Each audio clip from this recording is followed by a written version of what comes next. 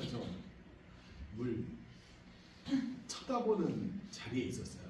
발코니에서 그 삼풍백화점 보이는 위치였거든요. 그래서 무너져서 폐허가 된 것도 매일 보고 자랐어요. 백화점은 참 동네 사람들에게 중요한 의미를 가지고 있었지만 다른 입장에서도 계속 중요한 의미가 됐죠. 저희 동네는 6개월이 넘도록 계속 방역을 해야 됐었어요. 워낙 매몰된 사람이 많고 시신이 계속 부패되고 있었기 때문에 이틀에 한 번 정도 계속 소독차가 와가지고 동네 전체를 막 방역을 하고, 그리고 사시던 동네 분들의 그냥 알던 분들이 한 20% 정도가 다쳐서 돌아가셨어요. 피해도 상당히 컸었습니다. 그렇지. 그래서 그 당시에 늘 그런 얘기를 했었죠. 이제 더는 이런 피해가 없는 안전한 대한민국을 만들어야 된다. 웬걸 그런 일은 벌어지지 않았어요.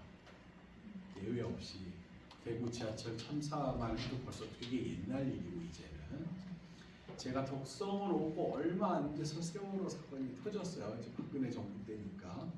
그래가지고 한참 그때 이게 무슨 정부의 대처가 맞냐 틀리냐 막 가지고 몇 년을 끌다가 그 다음에 이렇게 다시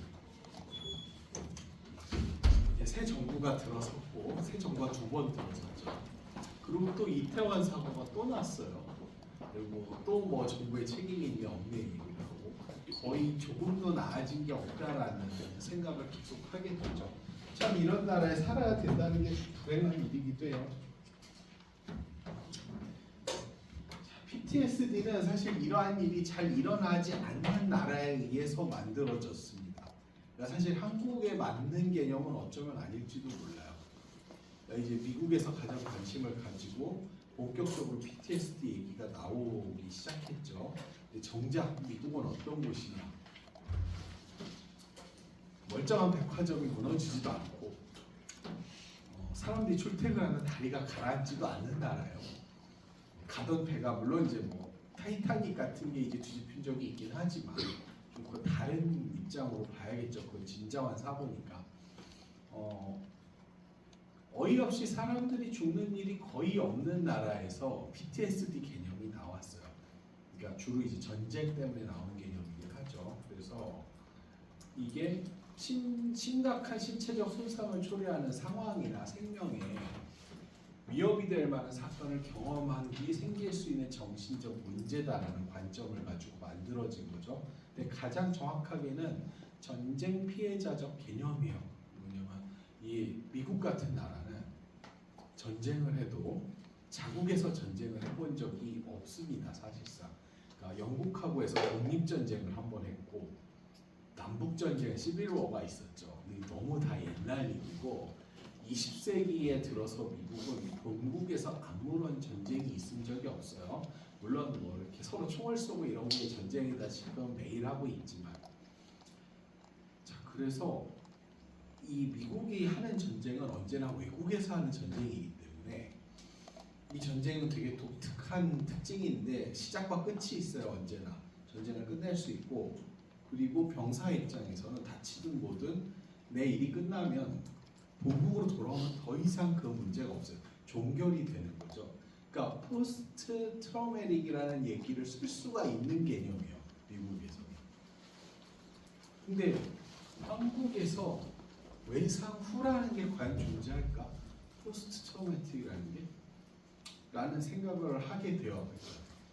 많은 분들이 항상 이 PTSD 그런 얘기를 하면서 이게 뭐지 외국하고 같은 거냐라던가 한국은 좀 왜 PTSD가 좀 상대적으로 적냐 뭐 이런 얘기들 하시는데, 저는 가장 근본적인 질문이 한국에서 벌어지는 이런 재난들이 과연 외상 후라는 개념이 있는지를 좀 생각해 볼 필요가 있는 것 같아요.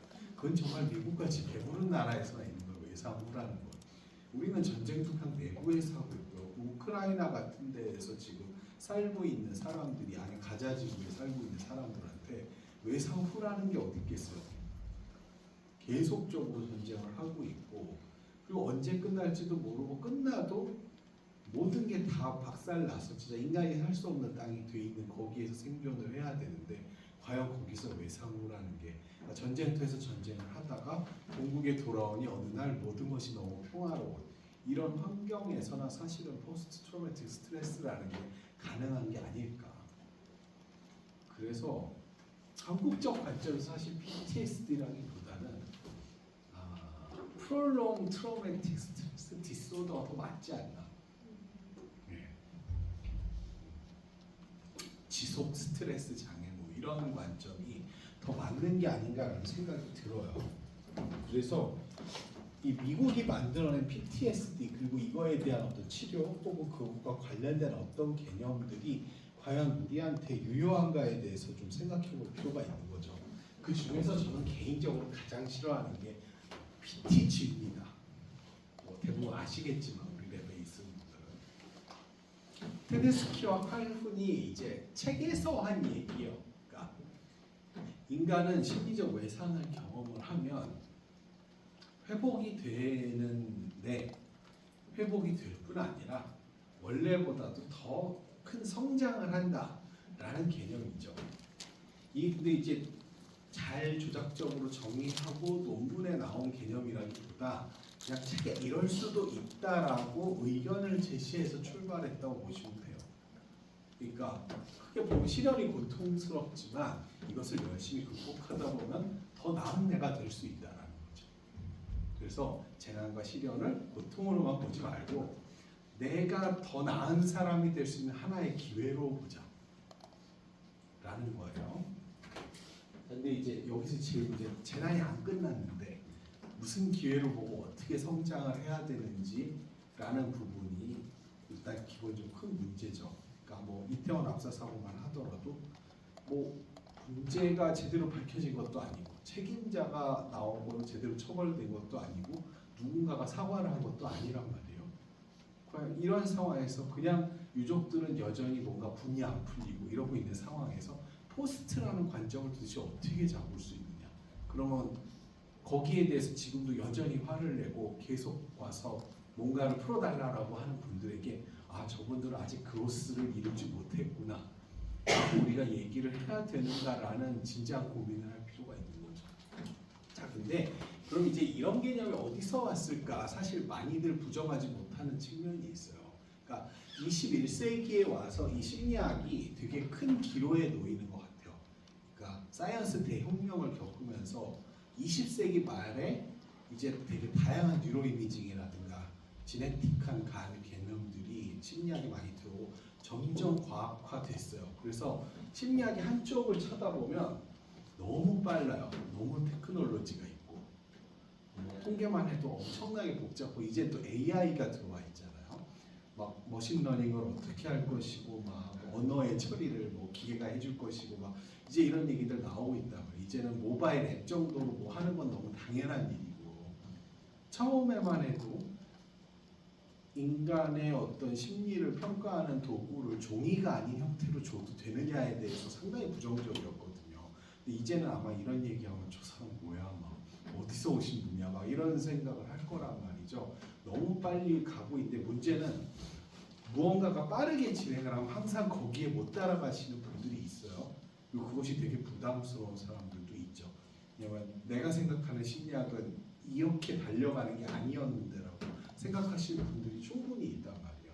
그 중에서도 이제 가장 못 따라오시는 분들이 제가 보기에는 종교적인 마음을 가지고 이 심리학을 배우신 분들인 것 같아요.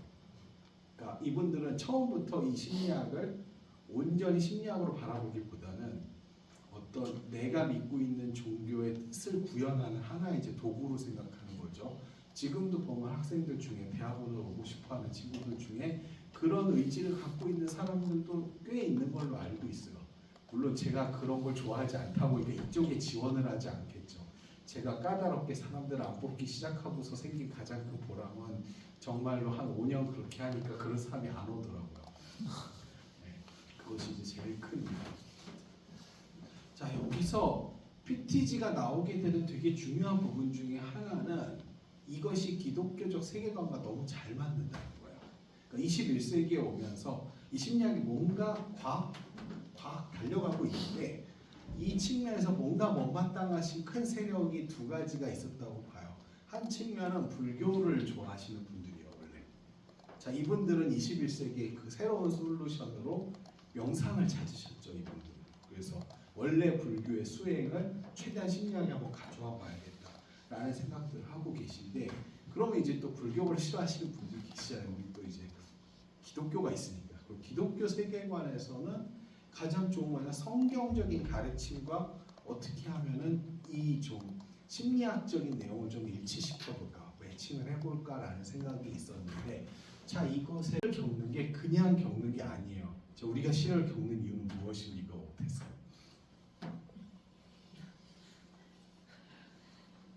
네, 저희가 시련을 겪는 이유는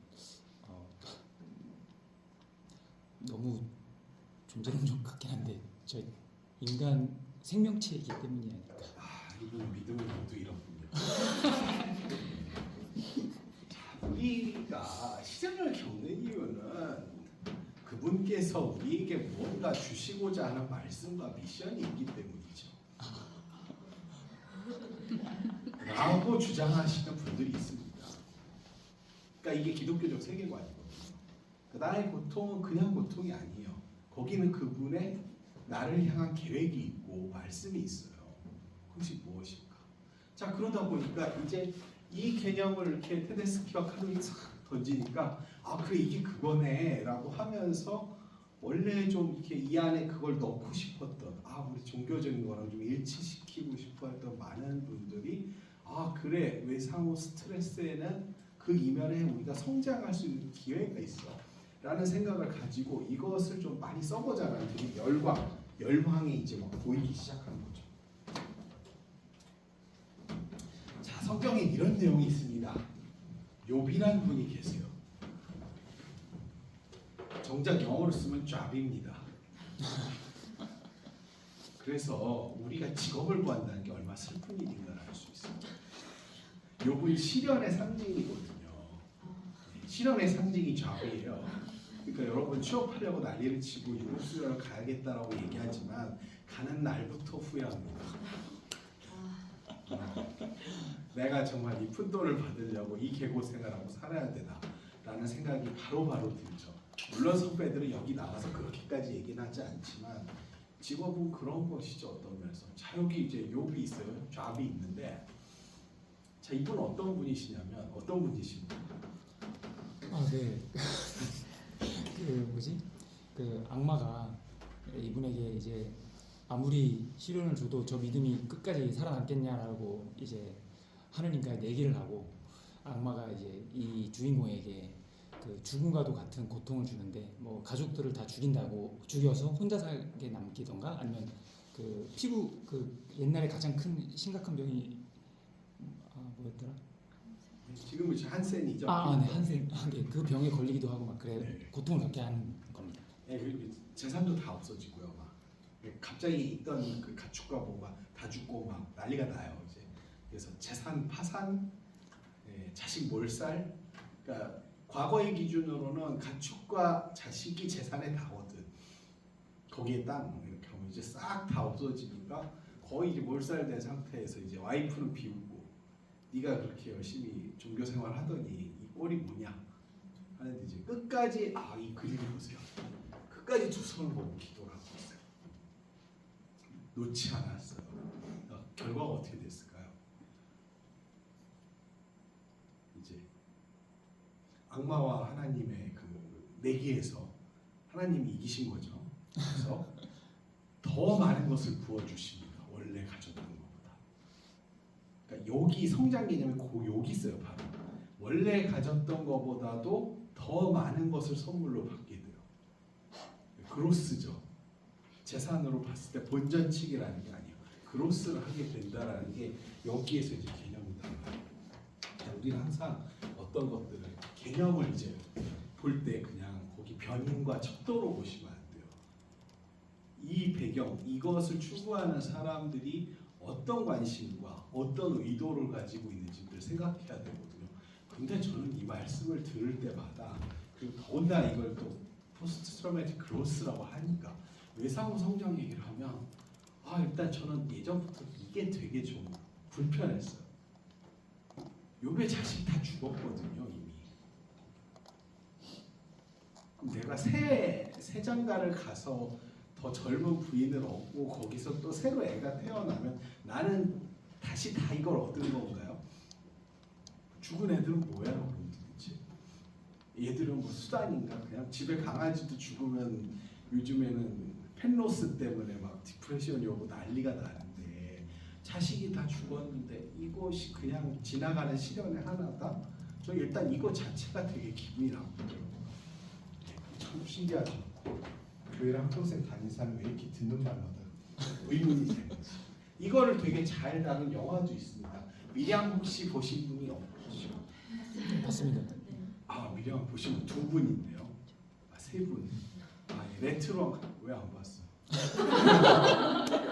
알기만 합니다. 레트로 감성이 있는 분이고. 네, 미량은 정말 놀라운 영화입니다. 그래서 예, 이 외상후 성장이란 개념이 유행도 하기 전에 먼저 나왔어요. 그러면서 과연 외상에 종교적인 성장이 있어? 라는 질문을 던지는 이창동 감독의 정말 대작이라고 볼 수 있는데요. 자, 어머니가 아이를 잃으세요.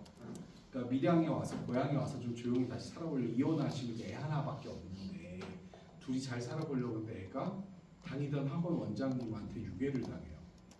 원장님 당기고 이렇게 딴짓 뻘짓을 하다가 돈을 다 잃으셔가지고 돈이 필요해서 이제 애를 가지고 있으면 이제 돈을 내놔라 막 해가지고 이제 찾는데 결국은 나중에 애를 죽여요.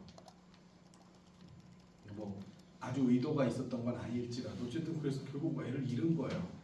그래서 범인은 잡혔고 어머니는 얼마나 힘드시겠어요. 그래서 막 도저히 막 못 살고 막 난리가 났는데 동네 교회를 다니시게 됩니다.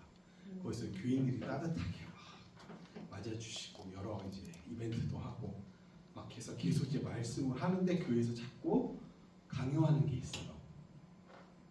그 죄인을 용서해라. 네. 그리고 사람들이 하도 계속 이렇게 되게 잘 대해주고 오래 하니까 순간 착각을 해요. 아, 내가 용서할 수 있겠다라는 생각을 하고 네, 그분을 찾아갑니다.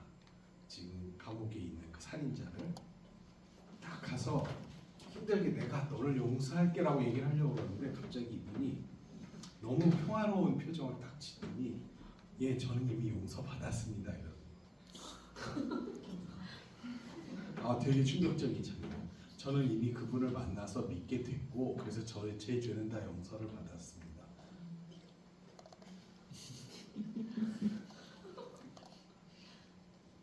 뭐 최근에 그렇게 성공하지 않았지만 지옥에서 온 판사가 이 컨셉을 또 차용하고 있긴 해요. 그래서 니들이 뭔데 셀프로 자꾸 교회를 가서 용서를 받냐? 죄는 사람에게 져놓고 그 사람한테는 보상도 하지 않으면서 왜 교회에 가서 죄 사함을 받느냐 니들은 라는 걸 이제 얘기를 하는데 이제 그런 부분이죠.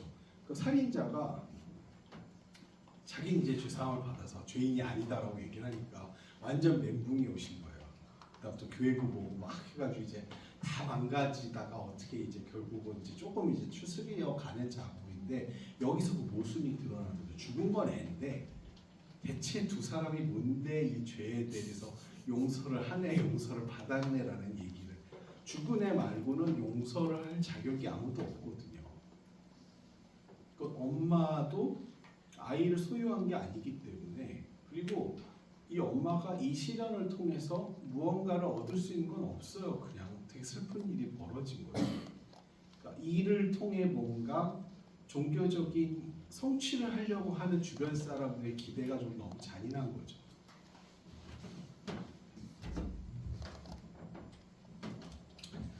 외상후 성장하면 이제 이쪽 하시는 분들이 정말 열심히 써먹다가 조용히 안 쓰게 된 분이 있어요. 대단하신 분입니다. 랜스 암스트롱이라는 분이세요. 71년생이고 자 미국의 보수 꼴통의 상징 텍사스에서 나오신 분이세요. 요즘 텍사스 하면 자꾸 트럼프가 떠올라서 가뜩이나 별로 안 텍사스 갔다 왔지. 네 어때요? 정말 그 텍사스의 사람 많이 쓰더라고요.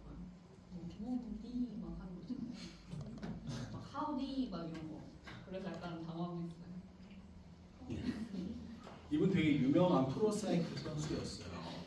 근데 그렇다고 해서 세계적으로 모두가 알만한 그런 사이클 선수는 아니죠. 우리가 사이클 타는 사람을 잘 알 수는 없잖아요. 근데 이분이 이제 암 진단을 받으세요. 암 투병을 시작하는데 놀라운 건 2년 만에 복귀 선언을 해요. 그래서 처음 복귀해서 조금은 힘들어 하는데 사람들이 어쨌든 이제는 뉴스의 핵심이 되죠. 와, 암에 걸린 사람이 되게 힘들고 지금 살지 죽을지도 모르는 그런 상황에서 선수를 복귀하다니 거기까지 좋은데 99년부터 2005년까지 7년을 연속으로 뚜르 프랑스라는 게 있어요. 이게 이제 그 세계적으로 제일 유명한 사이클 경기 중에 하나예요. 프랑스 전역을 돌면서 이렇게 사이클 경기를 해서 이제 우승자를 가리는 건데 여기서 7년을 연속으로 우승을 해요. 아니 멀쩡한 사람도 우승을 제대로 못 하는데 암 환자가 암 투병을 하면서 이게 우승을 하니까 난리가 났죠. 2002년부터 막 통신 여기저기서 막 올해 선수로 계속 하고 자 에슬레트 포 호프라는 재단도 설립되고 막 여기 그냥 셀럽들이 다 모여서 서로 막 돈을 내고 난리가 나요. 이 사람이 거의 이제 그 인간 승리의 상징, 그 인간 의지의 막 상징, 막 이런 식으로 이제 주목이 되면서 그다음부터 이제 외상후 성장을 얘기하는 사람들은 그냥 다 여기 이 얘기부터 끌고 오는 거예요. 암을 이겨내고 오히려 암 진단을 받기 전보다 더 위대한 선수가 되어서 우리에게 큰 감동을 주고 있다라는 얘기를 하는 거죠. 근데 여기서도 약간 좀 불편한 진실이 하나 있어요. 암 환자가 더 중요한 게 아니고 사실은 이 사람이 유명해진 건 7연속 우승을 했기 때문이에요. 성과주의가 여기 깔려 있는데 결국 이 사람이 우승을 하지 않고 그냥 나와서 암 환자인데 투르드 프랑스에 나와서 겨우 힘들게 꼴찌로 완주를 했다면 그렇게 큰 감동이 있었을까 봐요. 그 뒤에 이런 난리가 났을까라는 거죠. 결국 이 부작용, 이 문제에 늘 의심을 갖던 일부 삐뚤어진 사람들이 있었죠. 남들이 모두 감동을 하고 박수를 치고 있을 때 뒤에서 난 반대일세 했던 몇 명이 있는데 결국 그 사람들이 큰일을 해내요.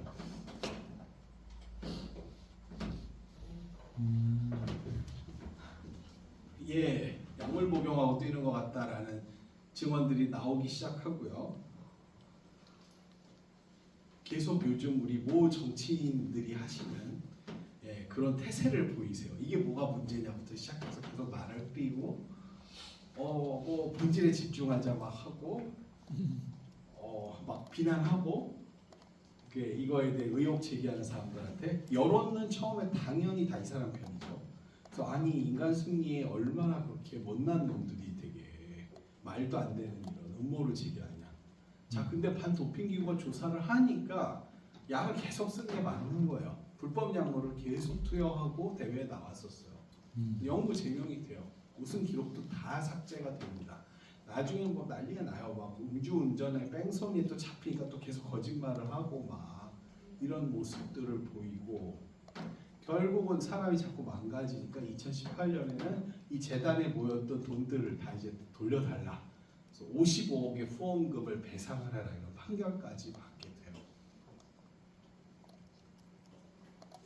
자, 근데 여기서 그러면 추락하는 전설이라들 랜스 암스트롱은 정말 좀 나쁜 놈일까? 전 그렇게 생각하지 않아요. 사람들이 너무 드라마틱한 스토리를 원한 거고 그냥 거기에 맞는 연기를 해준 거죠. 사실 이 사람. 그냥 우리가 아픈 사람이 다시 운동을 한다라는 것에 박수를 치고 그러니까 성장은 없죠. 그러면 옛날에 잘하던 선수가 예전만큼의 성적은 못 내지만 그래도 살기 위해 노력하는 점에 대해서 우리가 박수를 쳐주고 거기에 되게 감동을 받았다면 이 사람도 이렇게 무리를 안 했을 거예요. 근데 세상은 그런 게 아니죠. 세상은 뭔가 이 어려움을 이기고 이전보다 성적이 더 좋아지길 바라는 거예요. 이게 흔히 얘기하는 헐리우드식 어떻게 보면 해피엔딩이죠. 그럼 이 해피엔딩이 드라마에서는 있을 수 있지만 현실에서 있으려면 사실 조작밖에 없다라는 거죠.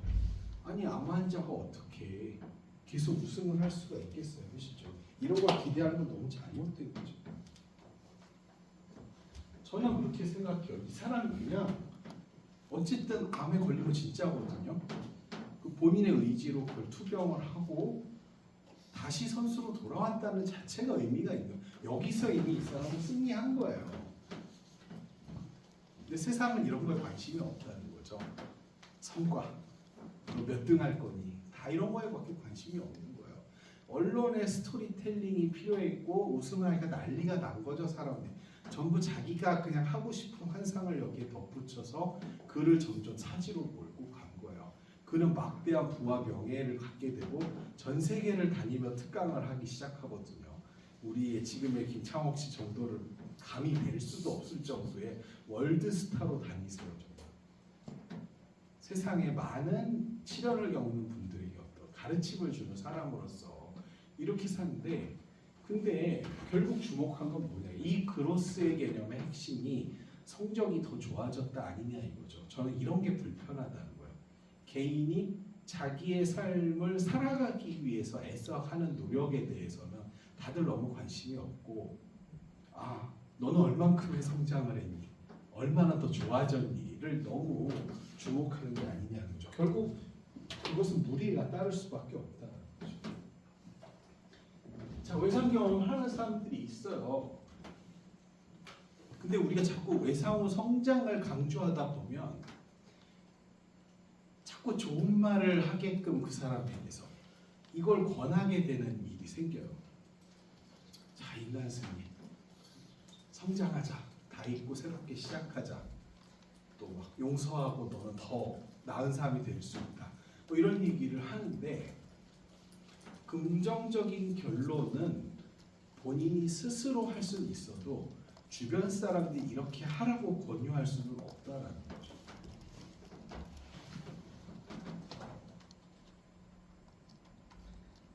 그래서 저는 이 성장이라는 게 과연 뭘까가 항상 궁금했고 가끔 좀 찾아도 봤어요. 그래서 한 번은 제가 이 성장이 있었다라고 주장하는 논문들을 좀 찾아서 읽어봤어요. 아무리 평상시에 마음에 안 들어도 뭔지 실체는 알아야 되니까. 자, 근데 되게 놀라운 거는 논문에서 이 사람이 성장을 이뤘다라는 것의 근거를 보면 다 뭐가 나오냐면, 일상에 이제 복귀하고 있다. 그래도 살아남았다는 것에 안도하고 그래도 감사함을 그 주변 사람들에게과 좀 다시 관계를 회복하고 있다. 자, 이런 부분들을 대체로 자기보고형 설문지, 미리 너 이러고 있니라고 질문이 이미 만들어진 그것에 대한 답변으로서 얻어낸 것이 풀이 첫 번째 측정보다 좀 점수가 높아졌다라는 기준으로 해서 성장이 나타나고 있다라고 이렇게 보고를 하더라고요.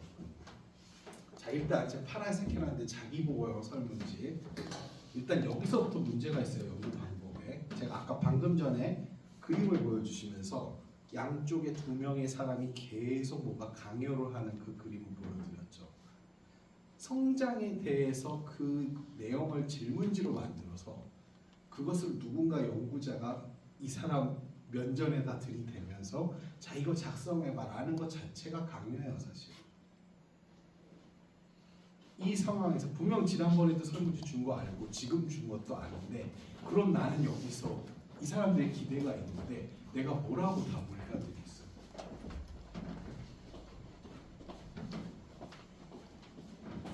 심지어는 프레제어 연구를 보면요, 실질적으로 자기보고형 설문지에서 외상 후 성장이 있었다, 증가했다라고 나타난 집단들을 좀 세부적으로 연구를 해보니까 오히려 이 사람들의 심리적 고통이 더 늘은 집단들이 나 성장했다라고 자기보고식 설문지에 답을 하는 경향이 있었다고 해요. 그러니까 성장이 나타났다라는 사람들이 한 25%는 보니까 삶이 너무나 심각한 고통들이 가득한 거예요, 이 사람한테. 그럼 도대체 이거에 뭘 말하는 거냐는 거죠. 이 사람 여전히 되게 삶에 여러 가지 고통들이 가득한데, 이 질문지를 주고 어떤 좀 성장이 있고 뭐가 여기에서 당신은 깨달음이 있는 것 같습니까?라고 했을 때 그렇습니다라고 답을 하고 있다라는 거죠. 그러면 이것이 웰빙과 고통이 동시에 공존할 수 있다라고 우리가 해석을 해야 되는 건지 과연 아니면 다른 해석을 해야 되는 건지에 대해서 심리학자들이 고민을 해야 되는 거죠.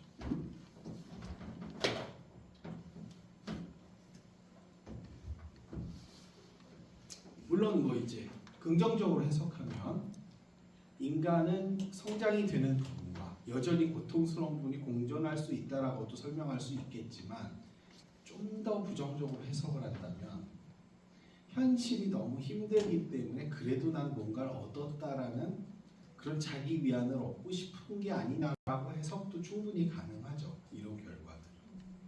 왜냐하면 온리 또 결과가 자기 보고식밖에 없어서 더 그래요. 어떤 주변 관찰자나 가족들의 보고를 통해서 이 사람이 그래도 훨씬 더 좋아진 것 같아 라는 결과들이 있으면 모르겠는데 그런 걸 보고하는 연구를 찾기는 매우 어렵다는 거죠. 자, 잊을 수 없는 기억, 살아남은 자의 고통, 친구 없는 낯선 일상으로의 복귀. 심지어 어떤 논문을 보니까 이 세 가지가 메인 키워드로 나오더라고요. 성장의 키워드. 자, 친구가 죽었어요. 그런 낯선 일상으로 나는 이제 다시 복귀해야 된다. 그걸 담담히 받아들이겠다. 라고 얘기하는 것이 성장일까라는 거죠. 이건 되게 고통스러운 회복이자 일상으로 돌아가고자 하는 그냥 노력이라고 해석을 해야 되지 않을까요? 이거를 성장이라고 부르는 것은 너무 과잉 포장 아닌가라는 생각이 드는 거죠. 근데 좀 안타까운 건 그런 게 있어요. 심리학계 어떤 분들은 이런 것을 그러니까 치료라는 말이라던가 아픔을 회복해 나간다던가 뭐 기능을 좀 더 회복시킨다던가 이런 표현만으로 뭔가 만족하지 못하고 그것이 되게 불편해하시는 분들이 있는 것 같아요. 그러니까 더 성장하고 더 행복하고 더 나아가고 이럴 수 있다라고 생각하시는 것 같은데 결국은 근데 제시되는 근거 자료들을 보면 둘이 똑같아요. 회복과 성장이라고 얘기하시는 분이 얘기하는 것도 결국은 힘든 상황을 극복해 나가는 과정이고 이것을 치료라고 부르거나 회복이라고 불러도 결국 같은 현상에 대해서 이름만 다르게 붙이고 있다라는 거죠. 근데 굳이 그것을 회복이다. 그러니까 뭐 심리학자분들 중에도 보니까 뭐 임상은 싫다라고 얘기를 하시면서 걔네는 항상 그 되게 힘든 사람들의 겨우 그냥 그 문제 겨우 뒤치다거리나 하는 거 아니냐. 사람들을 더 성장시키고 더 회복시키고 더 좋은 사람이 되게 하는 기능이 없다 걔들은 라고 얘기를 하는데 아니 아픈 사람을 낫게 하는 것만 해도 어딘데 꼭 그 사람들에 대해서 더 훌륭한 사람까지 꼭 만들어줘야 될 필요가 있을까요? 라는 거죠. 자, 상처는 어쨌든 결국은 회복이 되어 가요. 그건 인간의 회복력이 있으니까. 근데 중요한 건 회복은 되게 더뎌요. PTSD에서 제일 위험한 건 뭐냐면 사람들은 빨리 회복되길 바라는데 본인은 그 속도만큼 회복이 안 된다는 거예요. 회복이 안 될 뿐 아니라 계속 중간중간에 더 나빠지는 경우들도 있어요. 계속 이게 직선적으로 서명적으로 나아지는 게 아니라 좋아지다 나빠지다 하거든요. 그렇기 때문에 PTSD를 겪고 있는 사람한테 우리가 가지는 되게 나쁜 기대 중에 하나는 이 사람이 빨리 좋아질 거라고 기대하는 거예요. 그럼 그 사람 너무 압박감을 느낄 수밖에 없어요. 그렇게 쉽게 좋아지지 않아서 디스오더죠. 그냥 이 사람은 충분히 나빠질 권리가 있어요. 나빠지다 좋아지다 뭐 할 권리가 있는데 그 사람이 너 아직도 안 괜찮니? 좀 뭔가 나아진 것 같지 않아? 이렇게 얘기하는 건 옳지 않다라는 거예요. 욥으로 돌아가서 보면 욥은 분명히 가족을 잃었어요. 이 사람은 무언가를 더 얻은 사람이 아니에요. 만약에 내가 우리 가족이 싹 죽고 우리 집사람도 죽고 뭐하고 다 하고 재산도 다 잃었다가 나중에 생판 처음 보는 사람들이 다시 나타나고 거기서 뭔가 돈을 좀 벌었다라고 해서 내가 많은 걸 얻었네라는 생각이 들 것 같지 않아요. 그냥 이분도 피해자인 거죠. 랜스 암스트롱도 사실 이분은 인간 승리를 하신 게 맞거든요. 단지 언론이 기대하고 우리가 기대하던 그 헐리우드적인 결론을 내기 위해 조금 MSG를 치시다가 그게 문제가 돼서 결국은 세상의 사기꾼이 되어버린 거죠.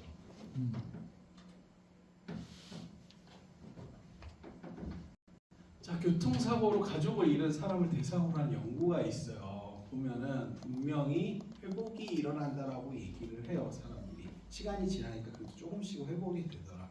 근데 늘 얘기하시는 게 있어요. 그런데 여전히 떠나간 가족에 대한 기억들이 나고 그것이 너무나 고통스럽다라는 거죠. 그리고 80%가 응답한 게 있어요. 의미? 우리 가족이 교통사고로 죽었는데 여기 무슨 의미가 있어? 이걸 왜 의미를 찾아야 되라는 게 80% 이상이 이런 응답을 한다는 거죠. 사실 의미가 있을 게 없죠. 가족이 그냥 돌아가신 건데. 자, 저는 그렇게 얘기를 하고 싶어요. 도박으로 100만 원을 잃었어요. 어떤 학생이. 열심히 알바를 해서 50을 다시 벌었어요. 자, 그럼 50의 성장을 한 거고요. 이거. 여전히 마이너스 50이에요. 이 사람은 그냥. 그렇다고 해서 또 이 사람이 실패한 것도 아니에요. 100을 잃은 사람이 다시 일을 해서 50을 돈을 일을 해서 번다는 건 어마어마하게 대단한 일이거든요. 이런 사람이 거의 없어요. 도박쟁이 중에. 그러니까 이건 박수 받아야 될 일인 거죠. 꼭 100을 잃었는데 나중에 이 사람이 뭔가 정신을 차리고 일론 머스크 같은 사람이 돼서 어느 날 보니 1억을 벌었더라라는 결말이 있어야 될 필요가 없다라는 거야.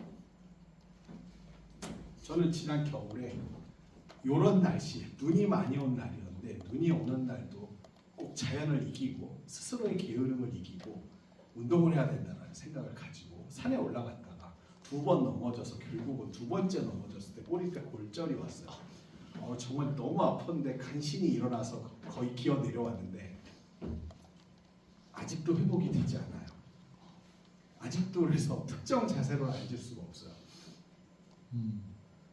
당시에 운동을 열심히 해서 어느 정도 체중도 줄였었는데 거의 원위치 됐어요. 얻은 게 없는 거죠.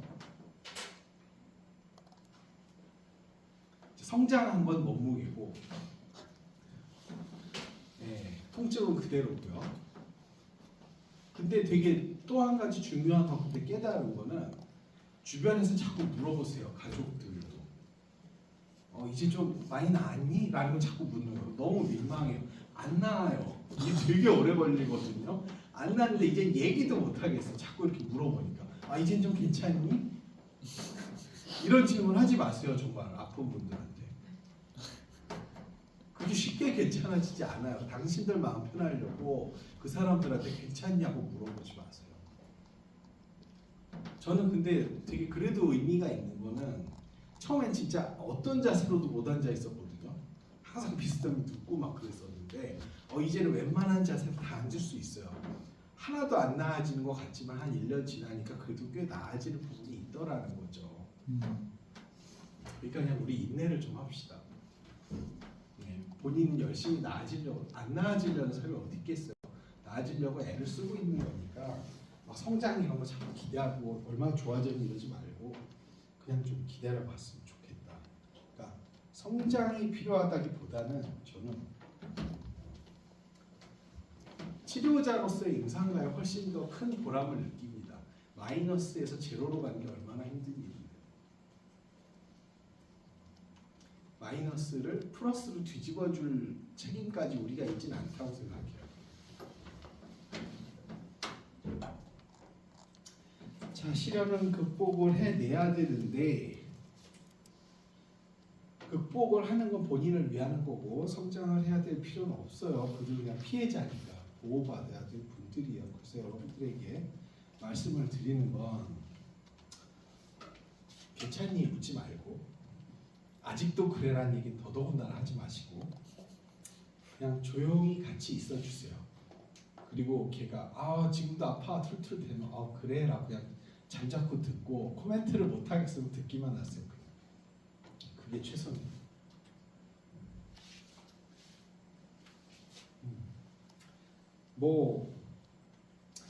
이게 시련이라는 게 결국 겪으면은요 자산이 돼요. 그걸 부정하는 건 아닌데 그렇다고 해서 이거에 대해서 대단히 엄청난 포장을 하고 싶지는 않다라는 거고요. 네, 아까도 말씀드렸듯이 얼른 털고 일어나라 이런 말은 너무너무 책임한 얘기다. 오히려 저는 그렇게 얘기해 줬으면 좋겠어요. 아 그냥 계속 힘들어 괜찮아 그럴만해 라고 얘기하는 게 오히려 변증법적 세계관으로 봤을 때도 훨씬 더 타당화에 가깝죠. 아파할 권리를 좀 지켜주셨으면 좋겠습니다. 그래서 성장하지 못하는 당신을 응원합니다. 오늘 여기까지 할게요.